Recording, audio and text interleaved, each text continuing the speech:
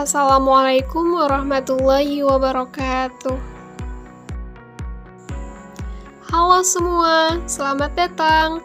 Saya Hildi Iriani dari Program Studi Pendidikan Agama Islam Institut Agama Islam Darul Ulum Kandangan. Melalui video ini, saya akan berbagi informasi kepada kawan-kawan mengenai teori yang akan saya gunakan untuk menyelesaikan skripsi saya yang berjudul Pengaruh Model Pembelajaran Course Review Hore terhadap hasil belajar siswa pada mata pelajaran Akidah Akhlak kelas 7 MTSN 8 Hulu Sungai Selatan. Dalam dunia penelitian, teori adalah kompas yang memandu kita. Sebelum membahas mengenai teori yang saya gunakan, saya terlebih dahulu memperkenalkan pada kawan-kawan mengenai model pembelajaran Course Review Hore. Model pembelajaran Course Review Hore merupakan suatu model pembelajaran dengan pengujian pemahaman siswa menggunakan soal, di mana jawaban soal dituliskan pada kartu atau kotak yang telah dilengkapi nomor, dan untuk siswa atau kelompok yang mendapatkan jawaban atau tanda dari jawaban yang benar, terlebih dahulu harus langsung berteriak hore atau menyanyikan yel-yel kelompoknya.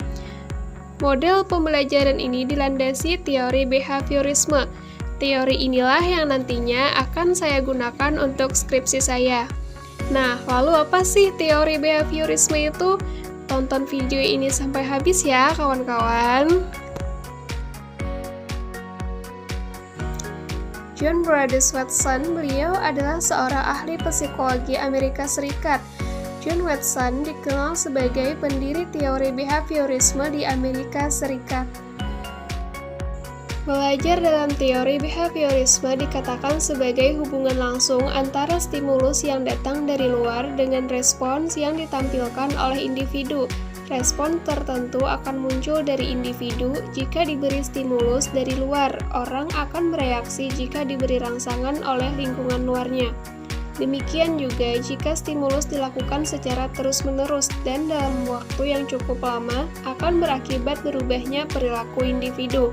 Syarat terjadinya proses belajar dalam hubungan stimulus-respon ini adalah adanya unsur dorongan, rangsangan, respons, dan juga penguatan.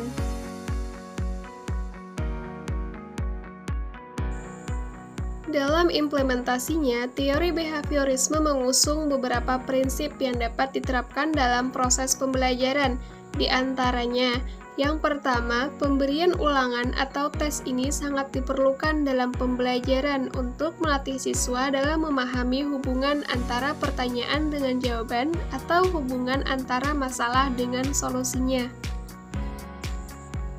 Yang kedua, dalam pembelajaran perlu adanya proses pengulangan materi, karena dengan adanya proses pengulangan materi dapat membentuk pembiasaan. Yang ketiga, pemberian stimulus yang menyenangkan terhadap tindakan baik siswa. Misalkan, seperti prestasi belajar yang bagus, harus dilakukan untuk memotivasi agar terus mempertahankan prestasinya. Sebaliknya, pemberian stimulus yang tidak menyenangkan terhadap tindakan siswa yang tidak baik. Misalkan, seperti prestasi belajar yang jelek karena malas belajar. Itu juga harus dilakukan untuk memotivasi siswa agar lebih giat lagi, sehingga nilainya menjadi lebih baik. Lalu yang keempat, pemberian hukuman dan hadiah diperlukan dalam rangka menciptakan disiplin kelas yang kondusif untuk proses pembelajaran, sehingga tujuan pembelajaran dapat dicapai secara efektif dan efisien. Selanjutnya yang kelima, pemberian hadiah atau hukuman harus dilakukan secara variatif, sehingga tidak menimbulkan kebosanan pada siswa yang menerimanya.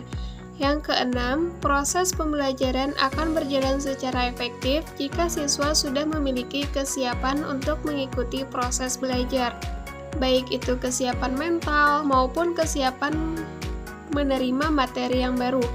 Oleh karena itulah, pemberian apersepsi sebelum memulai pembelajaran menjadi penting.